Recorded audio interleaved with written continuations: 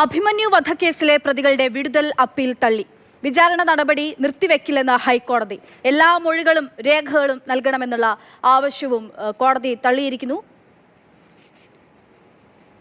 Abhimanyu വധക്കേസുമായി Maharajas college വിദ്യാർത്ഥിയായിരുന്ന Abhimanyu കൊല്ലപ്പെട്ട കേസിൽ ആണിപ്പോൾ വിചാരണ നടപടി നിർത്തിവെക്കാനാകില്ല എന്ന് ഹൈക്കോടതി വ്യക്തമാക്കിയിരിക്കുന്നത്. കേസിലെ വിചാരണ നിർത്തിവെക്കില്ല. പ്രതികളുടെ വിടുതൽ അപ്പീൽ അതിപ്പോൾ കോടതി തള്ളിയിരിക്കുകയാണ്. ഒപ്പം തന്നെ മൊഴികളും രേഖകളും ഒക്കെ നൽകണമെന്നുള്ള ആവശ്യം കൂടി പ്രതികൾ കോടതിക്ക് മുൻപാകെ വെച്ചിരുന്നു. ആ ആവശ്യവും ഹൈക്കോടതി തള്ളിയിരിക്കുന്നു എന്നുള്ള വിവരമാണ് മുന്നിലേക്ക് വരുന്നത്. അരുൺ ശങ്കർ വിവരങ്ങളുമായി ചേരുകയാണ്. അരുൺ, എത്ര വർഷമായി എന്നുള്ളതാണ് ഏറ്റവും പ്രധാനപ്പെട്ട കാര്യം.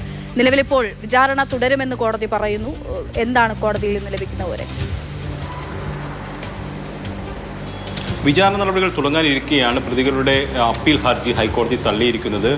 5 പ്രതികളാണ് അപ്പീൽ ഹർജിയുമായി ഹൈക്കോടതിയെ സമീപിച്ചത്. അതായത് ഈ കേസിൽ നിന്ന് വിടുതൽ നൽകണം, പ്രതിപട്ടികയിൽ നിന്ന് ഒഴിവാക്കണം, അതോടൊപ്പം തന്നെ രണ്ടാമത്തെ ആവശ്യം വിചാരണ നിർത്തിവെക്കണം എന്നുള്ളതായിരുന്നു. അതോടൊപ്പം തന്നെ പോലീസിന് ലഭിച്ച തെളിവുകളും രേഖകളും കൈമാറണമെന്നതായിരുന്നു. ഈ 3 ആവശ്യങ്ങളും ഹൈക്കോടതി നിരാകരിക്കുകയാണ് ഉണ്ടായത്. സെഷൻസ് കോടതിയും സമാനമായ വിധിയാണ് പുറപ്പെടുവിച്ചത്. ഇതിനെ ചോദ്യം ചെയ്തുകൊണ്ടാണ് പ്രതികൾ 5 പേർ ഹൈക്കോടതിയെ സമീപിച്ചത്. പക്ഷേ ഹൈക്കോടതിയിൽ നിന്ന് പ്രതികൾക്ക് തിരിച്ചടിയാണ് ഉണ്ടായിരിക്കുന്നത്. വിചാരണ നടപടികളുമായിട്ട് കോടതിക്ക് മുന്നോട്ട് പോകാമെന്നുള്ളതാണ് വ്യക്തമാക്കിയിരിക്കുന്നത്. പ്രതികൾ ഉന്നയിച്ച വാദമെന്ന് പറയുന്നത് കേസിൽ 26 പ്രതികളാണുള്ളത്. അതിൽ 16 പേർക്കെതിരെയുള്ള കുറ്റപത്രം മാത്രമാണ് സമർപ്പിച്ചിട്ടുള്ളത്. 10 പേർക്കെതിരെയുള്ള അന്വേഷണം പുരോഗമിക്കുകയാണ്. ഈ ഘട്ടത്തിൽ വിചാരണ നടക്കുന്നത് നീതി ലഭിക്കുന്നതിന് തടസ്സമാകും എന്നുള്ളതാണ്. അതോടൊപ്പം തന്നെ പൂർണ്ണമായൊരു അന്വേഷണം പൂർത്തിയായതിനു ശേഷം മാത്രം വിചാരണ നടപടികൾ തുടങ്ങിയാൽ മതിയെന്നും ഒരാവശ്യം മുന്നോട്ട് വെച്ചു. പക്ഷേ അത് കോടതി അംഗീകരിച്ചില്ല. അതുമാത്രമല്ല, തെളിവുകളും രേഖകളും കൈമാറണമെന്നുള്ള ആവശ്യവും കോടതി അംഗീകരിച്ചില്ല. കാരണം ഈ 10 പേർക്കെതിരായ അന്വേഷണം പുരോഗമിക്കുകയാണ്. ഈ ഒരു ഘട്ടത്തിൽ കുറ്റപത്രത്തിൽ ഉൾപ്പെട്ട,